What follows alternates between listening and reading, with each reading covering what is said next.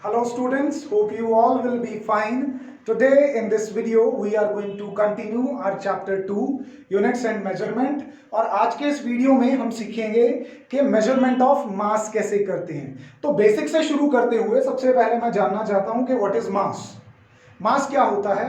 It is the quantity of matter present inside the body. किसी भी body के अंदर कितना पदार्थ मौजूद है उसकी अमाउंट को हम क्या बोलते हैं? मास बोलते हैं। In physics, we define two types of mass. Now, this is something new for you. What are two types of mass here? One is inertial mass, and the second is gravitational mass. How do we define inertial mass? The mass is such a quantity which gives inertia to a body in translatory motion. अगर कोई चीज translatory motion में है तो उसका जो मास है body का वो उसको क्या प्रदान करता है, क्या उसको देता है? उसको इनर्शिया देता है। So this is how we define inertial mass. और इसका जो फॉर्मूला है वो कैसे देते हैं? Newton second law of motion से। क्या थी Newton second law of motion की derived form? Net external force is equal to mass into acceleration. तो यहां से मैं इनर्शियल मास का फॉर्मूला दूंगा। It is written in subscript, नीचे लिखा गया उसके पैर में। तो ये आएगा external force divided by acceleration. जितना ज्यादा मास होगा उतनी कम एक्सेलरेशन होगी, जितना कम मास होगा उतनी ज्यादा एक्सेलरेशन होगी फॉर द सेम फोर्स। मतलब अगर आप 1 किलो के ऊपर 10 न्यूटन फोर्स लगाओगे या 5 किलो के ऊपर 10 न्यूटन फोर्स लगाओगे तो किस में ज्यादा चेंज इन वेलोसिटी आएगा? जो 1 किलो वाला था, क्योंकि उसका मास क्या है? कम है। तो यहाँ पे मास किसको बर्थ दे रहा है? इनर्शिया को। तो इनर्शियल मास क्या है? एक ऐसी प्रॉपर्टी है जो किसी बॉडी में इनर्शिया पैदा करती है। अच्छा, ग्रेविटेशनल मास को कैसे डिफाइन करते हैं? न्यूटन ने सेकंड लॉ ऑफ मोशन दिया था, न्यूटन ने ही यूनिवर्सल लॉ ऑफ ग्रेविटेशन दिया था। याद है किसी को फॉर्मूला? क्या होता था? F is equal to G mass of earth into mass of body divided by square of radius of earth. यहां पे मैं मान के चल रहा हूं कि body is very near to the surface of earth, इसीलिए मैंने डिस्टेंस की बजाय रेडियस ले लिया। तो यहां से आप मास ऑफ बॉडी जो है उसको कैसे निकालोगे? तो gravitational mass, I am using subscript small G for gravitational mass. ये किसके बराबर आएगा? जरा उस फॉर्मूला को मैनिपुलेट कर लो। फोर्स के साथ आ जाएगा r square, so force into r square upon gravitational constant into mass of Earth, right? M यहां पे क्या है? Mass of Earth. तो हम यहां पे ग्रेविटेशनल मास को कैसे डिफाइन करेंगे? ग्रेविटेशनल मास दरअसल डिटरमिन करती है, पता लगाती है किस चीज का? ग्रेविटेशनल पुल का, कि किसी बॉडी के ऊपर कितनी डाउनवर्ड पुल लग रही है। For example, if I am standing here in front of you on the floor of this room, तो मेरे मास की वजह से अर्थ मेरे ऊपर क्या लगा रही है? ग्रेविटेशनल पुल लगा रही है। तो मैं अपने मास से उस ग्रेविटेशनल पुल का पता लगा सकता हूं। That mass of mine which determines the gravitational pull acting on me is known as gravitational mass. अच्छा, क्योंकि दो तरह के मास हैं तो दोनों को मेजर करने का तरीका भी अलग अलग है। जो इनर्शियल मास है उसको हम किसकी हेल्प से डिटरमिन करते हैं? किसकी हेल्प से फाइंड आउट करते हैं? उसको हम फाइंड आउट करते हैं इनर्शियल बैलेंस की हेल्प से। अब आप कहोगे कि ये बैलेंस का मतलब यहाँ पे क्या? बैलेंस का मतलब होता है कोई भी इंस्ट्रूमेंट जो चीजों का मास मेजर करने के काम आता है। ओल्ड लैंग्वेज में इसको तकड़ी बोला जाता है ना? अगर हम टिपिकल अपनी रीजनल लैंग्वेजेस में बात करें तो यहाँ पे इनर्शियल बैलेंस कैसा होता है? बहुत सिंपल होता है। इनर्शियल बैलेंस में हमारे पास एक हॉरिजॉन्टल टेबल है, उस टेबल पे हमने एक स्ट्रिप फिट की हुई है। यू कैन अज्यूम दैट कि मेरे पास जैसे ये वुडन स्ट्रिप है, राइट? इसको इधर किसी एज पे मैं ऐसे टेबल पे क्लैंप कर दूं, ऐसे किसी चीज के साथ टेबल के ऊपर क्या है? बांध दूं। तो ये जो स्ट्रिप है अभी, ये मेरा क्या हो गया? इनर्शियल बैलेंस हो गया। ये हालांकि यहाँ पे किसी सॉफ्ट मेटल का बनाया जाता है, बहुत ही थिन, और इसके पार्ट समझ लो, इसको बोलते हैं स्ट्रिप, राइट? इसके आगे वाले पोर्शन को बोलते हैं पैन। पैन मतलब समथिंग जिसमें कुछ रखा जाता है। क्या रखते हैं उसमें? हम बॉडी रखते हैं जिसका हमें मास पता करना होता है। अब होगा क्या? अगर इसका दूसरा एज फिक्स है, मैं इसके यहाँ पे कुछ रखूंगा इस पैन में, तो ये क्या करने लगेगी, स्ट्रिप ऑसिलेट करने लगेगी ना। अभी ये प्रैक्टिकली देखा गया कि इस स्ट्रिप के ऑसिलेट करने का जो टाइम पीरियड का स्क्वायर है वो इसमें रखी गई बॉडी के मास के डायरेक्टली प्रोपोर्शनल है। ध्यान से समझ लो, the square of the time period of oscillation of this strip is directly proportional to the mass kept on it. मतलब अगर यहां पे कोई मास m रखा गया है तो उसका टाइम t स्क्वायर आता है। अब सपोज कर लो कि आप मास डबल कर दो, मतलब m की बजाय कितना कर दो, 2m कर दो, तो यहां पे टाइम पीरियड उसका 4 गुना ज्यादा हो जाएगा। तो यहां पे कौन रोल प्ले कर रहा है, स्ट्रिप मूव करना चाहती है, कौन उसके ऊपर इनर्शिया लगा रहा है, जो मास है उसके ऊपर इनर्शिया लगा रहा है, मतलब उसको मूव करने से रोक रहा है। इनर्शिया की बेसिक डेफिनेशन तो हमें आती ही है, इनएबिलिटी ऑफ ए बॉडी, ठीक है। तो अगर मैं यहां पे दो मास सपोज कर लूं, एक मास मुझे ऑलरेडी पता है, इसको मैं बोलता हूं नोन मास, ठीक है, स्टैंडर्ड जो हमारे पास होते हैं, आधा किलो, 1 किलो, 100 ग्राम, 200 ग्राम। दूसरा हमारे पास है अननोन मास। मैं बोल देता हूं कि जो नोन मास है वो m1 है, उसको जब इस पैन में रखा तो ये स्ट्रिप ऑसिलेट करने लगी। मैंने 20 ऑसिलेशंस का टाइम नोट कर लिया, let's say it comes out to be 40 seconds. तो एक ऑसिलेशन का कितना टाइम हो गया, 40/20 2 सेकेंड्स। तो इस तरह से टाइम पीरियड हम निकाल सकते हैं। तो m1 मास के लिए हमने जो टाइम पीरियड पता किया, टाइम पीरियड क्या होता है, एक ऑसिलेशन कंप्लीट करने का टाइम, ठीक है, t1 आ गया। अब इसमें हमने m2 मास रख दिया, इसकी वैल्यू हमें पता नहीं है, इसकी तो हमें पता था, this is known to us, 100 gram, 200 gram, 300 gram, लेकिन यहां पे नहीं पता था कितने ग्राम्स है। तो इसका टाइम पीरियड हमने निकाल लिया, that comes out to be t2। अब इन चारों में से हमें 3 चीजें पता है, हमें m1 पता है, हमें t1 पता है, हमने t2 निकाल रखा है ऑसिलेशन से, हमें उसके ऊपर मास नहीं पता कितना है।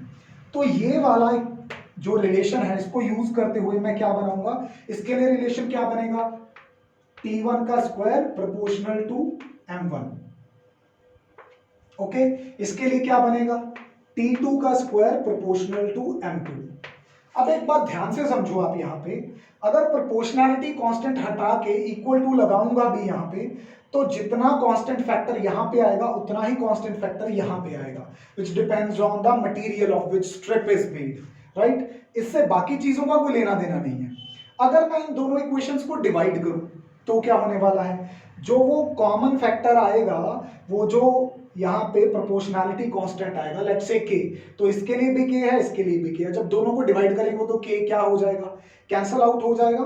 तो मैं सिंपली यहाँ पे लिख सकता हूँ, लेट्स से सेकंड इक्वेशन को फर्स्ट से डिवाइड करते हैं, t2 square by t1 square, left side से लेफ्ट साइड डिवाइड होगी, इज इक्वल टू, यहाँ पे आता k, यहाँ पे आता ना कोई k, m2 bye k m1, वो k से k क्या हो जाता, कैंसल। अगर वो k से k कैंसल हो जाएगा तो यहां से मैं क्या निकाल सकता हूं, which was unknown to me, कौन अननोन था, m2। तो यहां से बेटा m2 क्या आ जाएगा, t2 square by t1 square into m1। इस फॉर्मूला से आप इजीली जो इनर्शियल मास है उसको निकाल सकते हो। सो वेरी सिंपल मेथड, क्या यूज किया, इनर्शियल बैलेंस यूज किया। अब जो ग्रेविटेशनल मास है उसको कैसे मेजर करेंगे, ग्रेविटेशनल मास को मेजर करने के लिए हमने यहां पे चूज किया है एक नया इंस्ट्रूमेंट, नया मतलब इसके कंपैरिजन में, अदरवाइज आपने इस चीज को देखा है कहीं, कहां पे देखा है, पेरेंट्स के साथ अगर आप कभी, आजकल की बात नहीं कर रहा, थोड़े अगर 8-10 साल पीछे चले जाएं, तो जो ज्वेलर्स की शॉप्स होती थी, ठीक है, ज्वेलरी शॉप्स, हाँ, वहां पे आपने ये बैलेंस जरूर देखा होगा, एक शीशे के डिब्बे में बंद होता था, अंदर ऐसे 2 दिखाई देते थे आपको, कुछ इस तरह का स्ट्रक्चर आपने जरूर देखा है। इसको हम बोलते हैं फिजिकल बैलेंस। क्या बोलते हैं, दिस इज फिजिकल बैलेंस। इसका काम बड़ा आसान था, आजकल तो वो इलेक्ट्रॉनिक वाले आ गए ना, रखो उस पे वो रेड सी स्क्रीन होती है, नंबर आ जाता है। अच्छा, ऐसे इस तरह का इसका ही एक और इसके जैसा ही एक और डिवाइस आपने किसी किराना स्टोर पे जरूर देखा होगा। एक तरफ लोहे के बट्टे रखते हैं, दूसरी तरफ वो कोई भी चीज आप खरीदने जाओ, चीनी, आटा या कुछ भी, उसको डाल के वहां पे क्या करते हैं, बैलेंस करते हैं। तो कुछ उसी प्रिंसिपल पे काम करता है। फिजिकल बैलेंस का जो प्रिंसिपल होता है वो प्रिंसिपल ऑफ मोमेंट्स होता है। अब आप कहोगे कि सर ये तो नई चीज इंट्रोड्यूस कर दी, प्रिंसिपल ऑफ मोमेंट्स। मैं समझा सकता हूँ बड़ी आसानी से, आपकी लाइफ से इंपॉर्टेंट है, आपकी लाइफ से रिलेटेड है।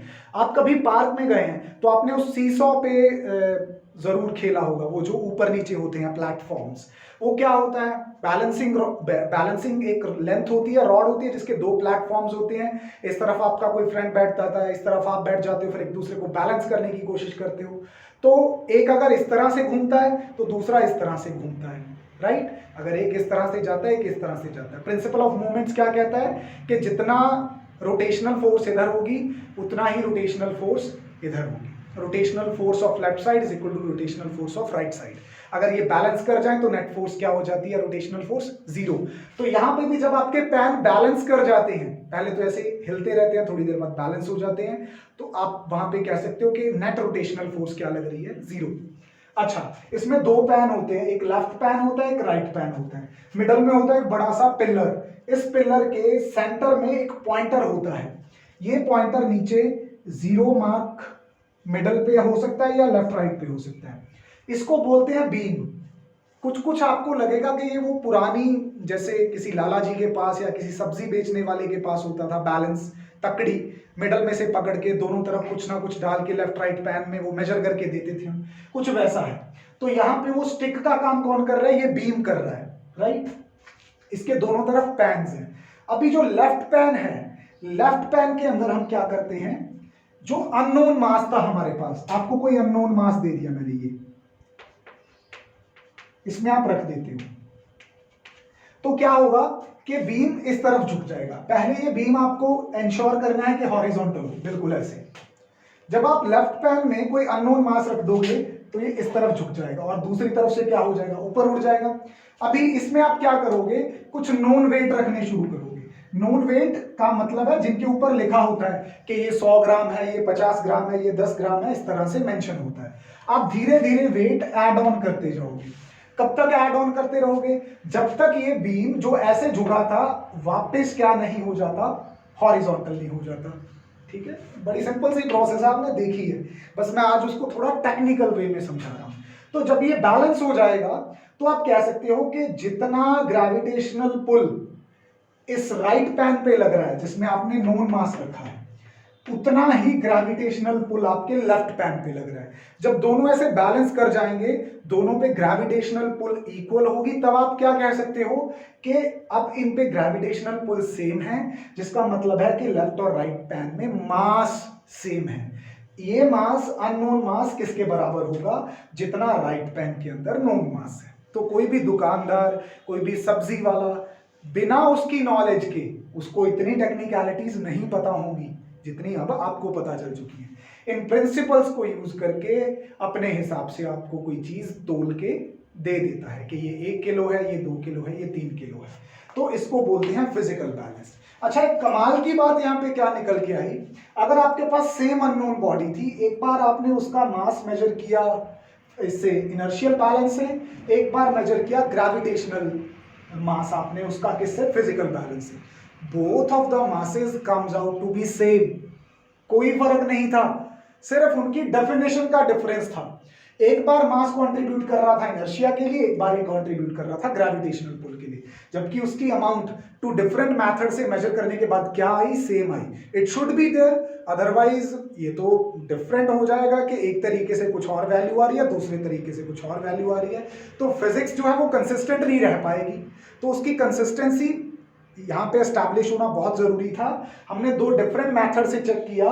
अगर इस मेथड में अननोन मास जो है 100 ग्राम आ रहा था, तो अगर उसी को लेके फिजिकल बैलेंस में डालें तो यहाँ पे भी 100 ग्राम ही आएगा। दोनों मास क्या आते हैं, इक्वल यहाँ पे आते हैं, right. Now we have studied about 2 types of mass. Then you have heard about one more term that is known as weight. यहां पे मैं डिफरेंशिएट करना चाहूंगा दोनों को। सबसे पहले वेट की मेजरमेंट का तरीका देख लेते हैं। वेट हमें पता है कि क्या होता है, weight is the force that acts on a body because of the gravity. ठीक है, वेट को मेजर करने के लिए हम यहाँ पे स्प्रिंग बैलेंस यूज करते हैं। आपने कई जगह पे देखा होगा ये, इसको स्प्रिंग बैलेंस इसलिए बोलते हैं क्योंकि इसके अंदर लगा होता है एक स्प्रिंग, राइट, और ऊपर इसके एक फिक्स सरफेस होती है। इसको हम अपने हाथ में भी पकड़ सकते हैं या कहीं पे टांग भी सकते हैं। और यहाँ पे जो लोअर हुक है, इसके साथ हम बॉडी को हैंग करते हैं। तो जैसे ही बॉडी को हैंग करते हैं, इसके ऊपर क्या लगती है, डाउनवर्ड फोर्स लगती है बॉडी के ऊपर ड्यू टू ग्रेविटी, राइट। इस डाउनवर्ड फोर्स का नाम ही क्या है, वेट है। तो जैसे ही ये वेट इसके ऊपर काम करने लगेगा, ये जो स्प्रिंग है जो पहले अपनी नेचुरल लेंथ में था, ये थोड़ा खिंचने लगता है और इसके साथ जुड़ा होता है एक पॉइंटर। वो पॉइंटर क्या करता है, इधर बने हुए स्केल के ऊपर रीडिंग देता है। ये जो स्प्रिंग बैलेंस है, it is based on a law, आपने पहली बार सुनना है उसके बारे में, that is known as Hooke's law. Hooke was a scientist, right. इस हुक लॉ के अकॉर्डिंग क्या होता है कि ये जो डाउनवर्ड फोर्स लग रही है, ये डायरेक्टली प्रोपोर्शनल होगी डिस्प्लेसमेंट के। किसकी डिस्प्लेसमेंट, ये स्प्रिंग की डिस्प्लेसमेंट। और अगर मैं यहां पे इज इक्वल टू लगा दूं तो फोर्स कितनी आती है, के एक्स, राइट। अब ये के एक्स क्या है, यहाँ पे के क्या है, के प्रोपोर्शनैलिटी कांस्टेंट है जो डिपेंड करता है स्प्रिंग की स्टिफनेस पे। बेटा सीधी सी बात है, अगर स्प्रिंग ज्यादा हार्ड होगा तो कम नीचे आएगा, डिस्प्लेसमेंट कम होगी। अगर स्प्रिंग कम हार्ड होगा यानी कि सॉफ्ट होगा तो ज्यादा खींचेगा। तो यहां से भी क्लियरली पता चलता है k is equal to f by x है। मतलब के और एक्स एक दूसरे के क्या है, इनवर्सली प्रोपोर्शनल। ज्यादा डिस्प्लेसमेंट इसका मतलब है स्प्रिंग जो है वो सॉफ्ट है, कम डिस्प्लेसमेंट इसका मतलब स्प्रिंग हार्ड है। तो हुक्स लॉ के ऊपर बेस्ड होता है ये, यहां पे हमारे पास स्प्रिंग बैलेंस, राइट। अब थोड़ा सा डिफरेंस देख लेते हैं। हालांकि 9th क्लास में आपने पढ़ा है, जो मास है वो स्केलर होता है, weight because of a force, ये इसकी पर्टिकुलर डायरेक्शन होती है, इट इज वेट, राइट। जो मास है फंडामेंटल है, लेकिन वेट फंडामेंटल नहीं है। जो वेट होता है वो हमें पता है mass into acceleration due to gravity होता है। एक्सेलरेशन ड्यू टू ग्रेविटी आगे फर्दर डिपेंड करती है अदर फैक्टर्स पे। यूनिट जो है मास की वो किलोग्राम है, और वेट की यूनिट जो है, क्योंकि ये फोर्स है तो न्यूटन होती है। न्यूटन के अलावा अगर आप में से किसी ने स्प्रिंग बैलेंस को बहुत ध्यान से देखा है तो इसके दोनों तरफ एक्चुअली स्केल होते हैं, राइट। जो एक तरफ स्केल होता है उस पे तो किलोग्राम यूनिट लिखी होती है। यहां पे मतलब आपको साथ के साथ क्या बताया जाता है, मास बता देता है spring balance.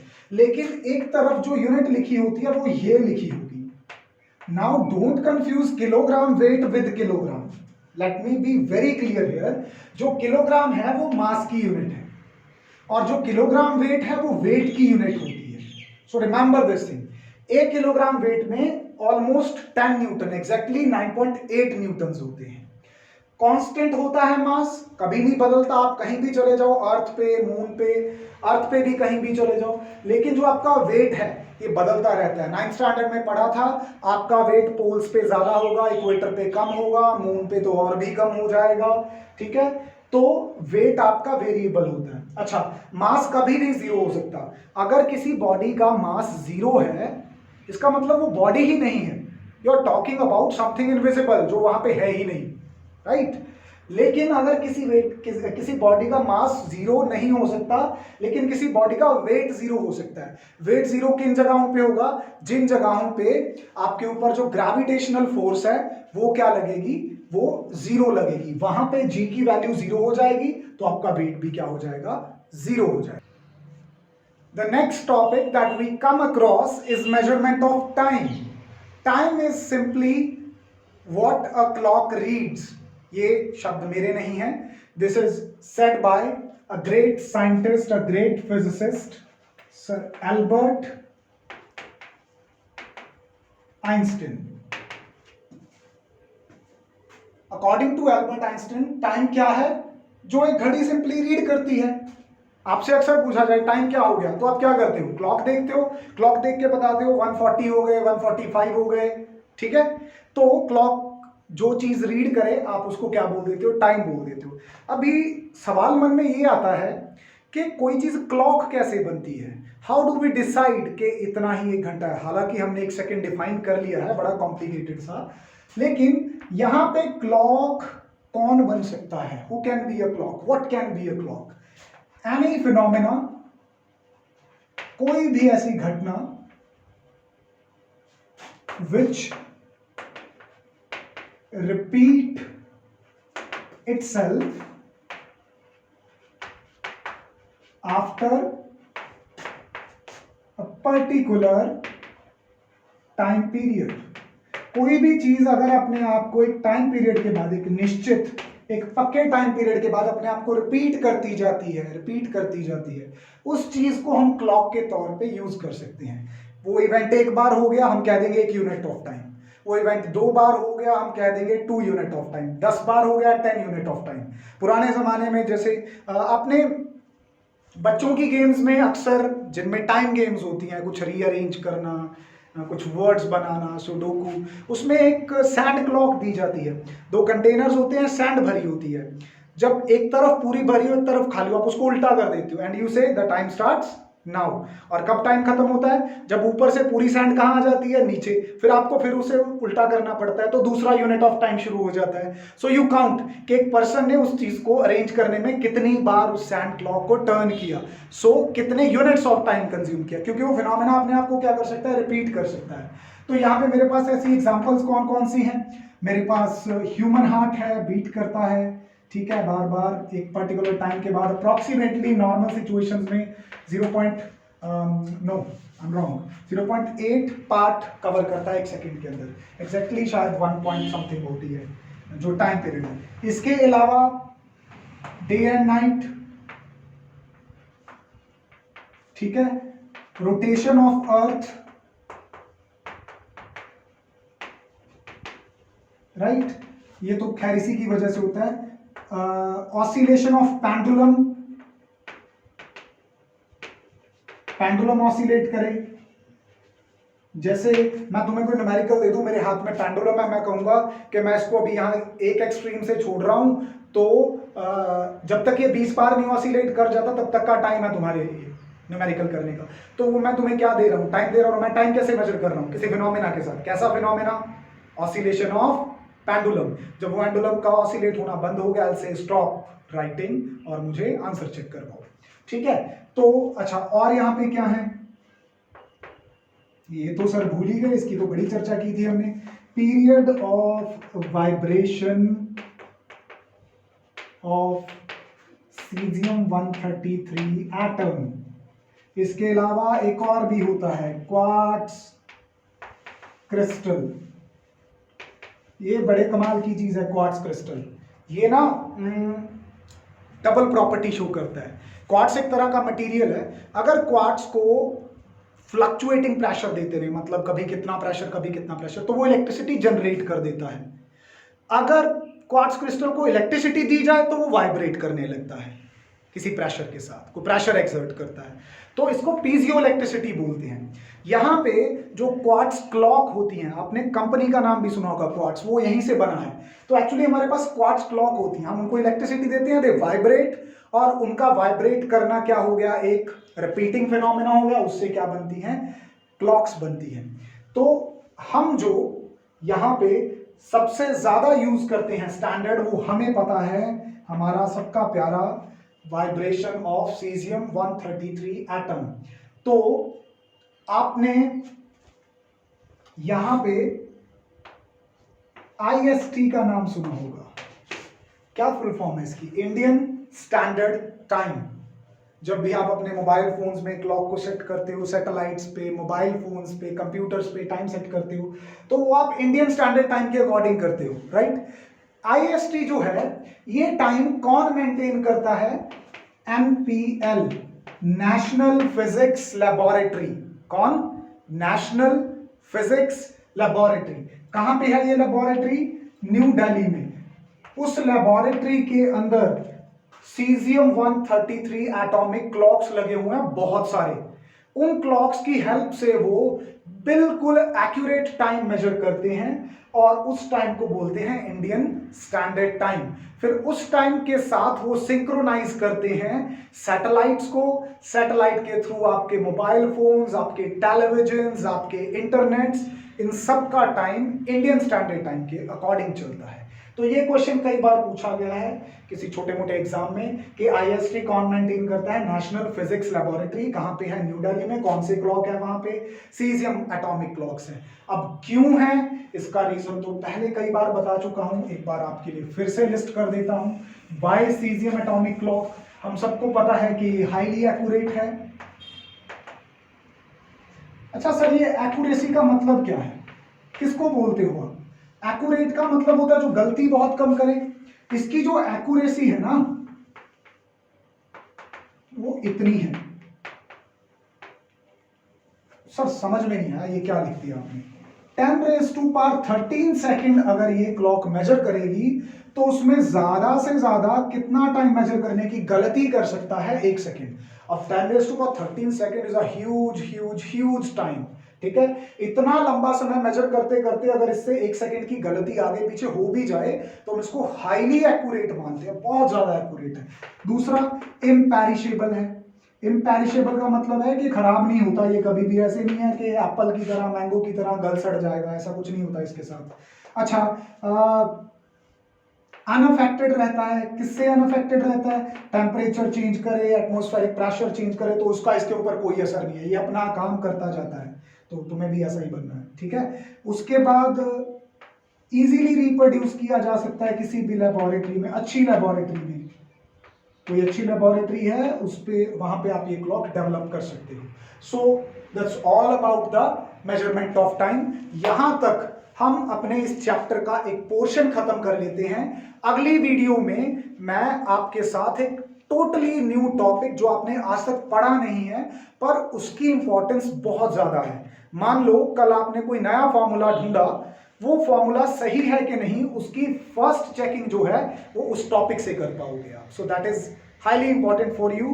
Let's meet in the next video. Till then, take care of yourself. Goodbye.